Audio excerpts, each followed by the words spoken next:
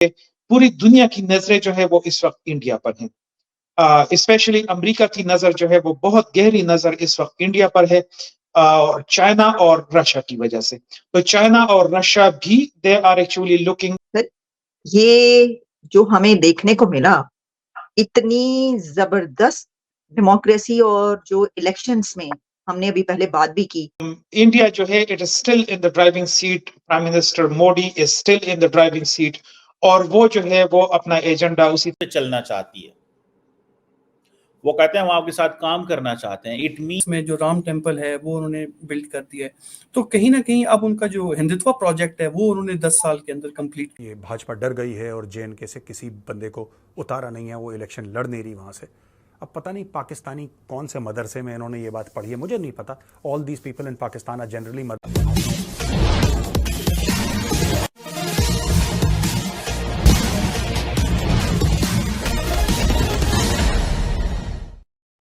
अंतर्राष्ट्रीय रंगमंच पर भारत का दबदबा इतना बढ़ गया है कि मोदी ने अभी तक प्रधानमंत्री पद की शपथ नहीं ली, लेकिन उसके पहले ही चीन रूस का गुट और अमेरिका का गुट दोनों प्रधानमंत्री मोदी को अपने पक्ष में करने के लिए भरपूर कोशिश कर रहे हैं। भारत के इसी बढ़ते प्रभाव की कहानी सुनते पूरी दुनिया की नजरें जो है वो इस वक्त इंडिया पर हैं। स्पेशली अमेरिका की नजर जो है वो बहुत गहरी नजर इस वक्त इंडिया पर है, चाइना और रशिया की वजह से। तो चाइना और रशिया भी दे आर, और इस वक्त जो है वो अमेरिका के जो रिलेशनशिप है मोदी के साथ और इंडिया के साथ, वो और भी स्ट्रेंथन होंगे। और जो बायलैटरल रिलेशंस है, जो ट्रेड रिलेशंस है, जो टेक्नोलॉजिकल रिलेशंस है बिटवीन द टू कंट्रीज, जो साइंटिफिक रिलेशंस है बिटवीन द टू कंट्रीज, वो और भी स्ट्रेंथन होंगी। तो स्पेशली चाइना की वजह से, क्योंकि चाइना की जो है वो बहुत एग्रेसिव पॉलिसी है, और US sees India as a counter measure, as a counter effect, as a counter weight to China. तो इससे आपको अंदाजा हो जाएगा कि जब आप जो है वो चाइना के लेवल की बात कर रहे हैं, तो इसका मतलब ये है कि you are at par with China, not at par with Pakistan. तो इसी वजह ये लोग कह रहे थे, पाकिस्तानी क्या कह रहे थे कि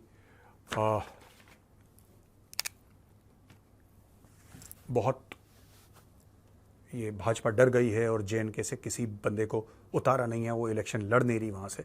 अब पता नहीं पाकिस्तानी कौन से मदरसे में इन्होंने ये बात पढ़ी है, मुझे नहीं पता। All these people in Pakistan are generally madrasa educated. But Jammu से 2 बीजेपी के कैंडिडेट जीते हैं, तो मैं जितने भी लोग जीते हैं, चाहे कश्मीर से जीते हैं, चाहे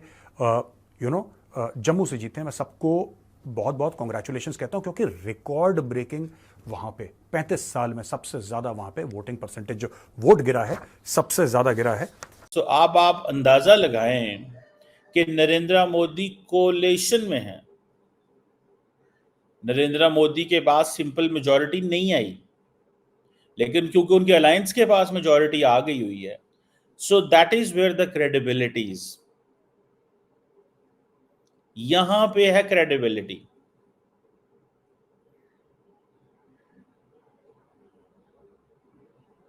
यहां पे है क्रेडिबिलिटी कि अभी वो जीते नहीं है, मतलब उन्होंने ओथ नहीं उठाया। और श्रीलंका के हर शख्स ने, साबिक सदर, मौजूदा सदर, पिछले सदर, आने वाले सदर, मतलब उधर तमाम पॉलिटिकल पार्टीज ने, और नरेंद्र मोदी का अगर आप ट्विटर हैंडल देखें तो वो हर एक को रिस्पॉन्ड कर रहे हैं, हर एक को रिस्पॉन्ड कर रहे हैं। डिस्पाइट भूटान जो है उसकी लीडरशिप ने भी रिस्पॉन्ड कर, वज़ीर आज़म ने पैगाम भेज दिया है कि जी हमें बड़ी, वो जिसे कहेंगे ना, खुशी है आपकी जीतने की है, नो, जो जिस तरह फिर होता है। अभी नरेंद्र मोदी को पूरा, मतलब वो जो जिसे कहते हैं, उन्होंने अपनी स्पीच नहीं की थी, उन्होंने अपनी स्पीच नहीं की थी नरेंद्र मोदी ने, और उनको ये सारे के सारे सिग्नल्स जो हैं वो, क्योंकि पाकिस्तान में तो एक नैरेटिव यही है कि हमेशा से कि मोदी को पसंद नहीं किया जाता, लेकिन अब मोदी की इस जीत, लेकिन उसमें एक तरह की हार के कम सीट्स मिली, इस पे पाकिस्तान खुश होगा, पाकिस्तान इससे एडवांटेज हासिल करेगा, बेनिफिट उसको कोई मिलेगा, ताल्लुकात होंगे नहीं होंगे, क्या ये जो एक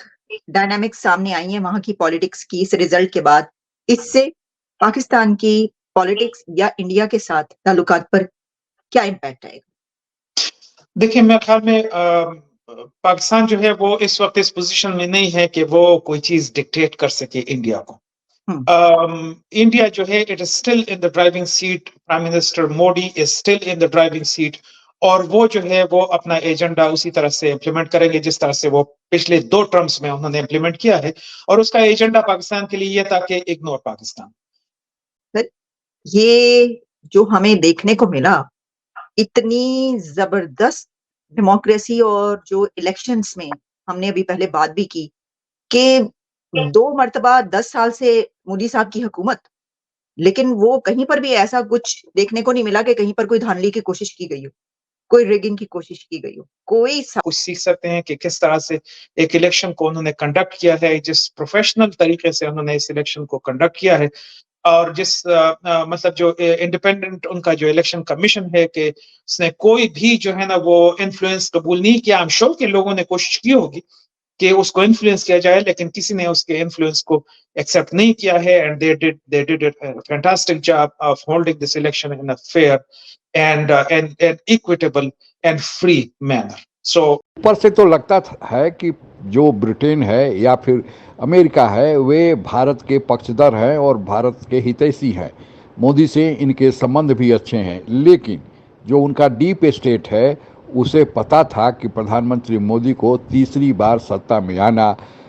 से उनका भाव जो अभी जयशंकर और मोदी ने मिलकर इन दोनों देशों के पर कुतर दिए हैं और इनकी मनमानी अंतर्राष्ट्रीय रंगमंच पर नहीं चलती है।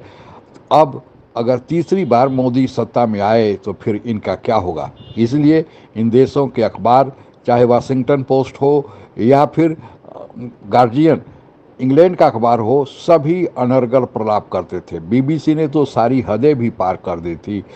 और वह पुराना केस जो प्रधानमंत्री मोदी जब सत्ता में थे और गुजरात में दंगे हुए थे उन सब को बाहर लाया गया, आर्टिफिशियल इंटेलिजेंस का यूज किया गया, और जो यूट्यूबर है जो मोदी के खिलाफ हैं उन्हें पैसा देकर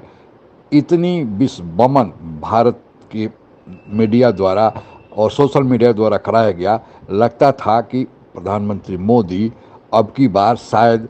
सत्ता में न आ पाएँ, लेकिन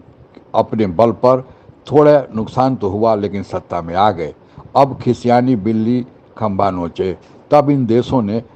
अभी उन्होंने शपथ नहीं लिया है और उन्हें पता है कि प्रधानमंत्री मोदी अगले 5 साल के लिए फिर प्रधानमंत्री बने रहेंगे, इसलिए इन दोनों देशों ने भारत से संबंध बनाने की कोशिश की है।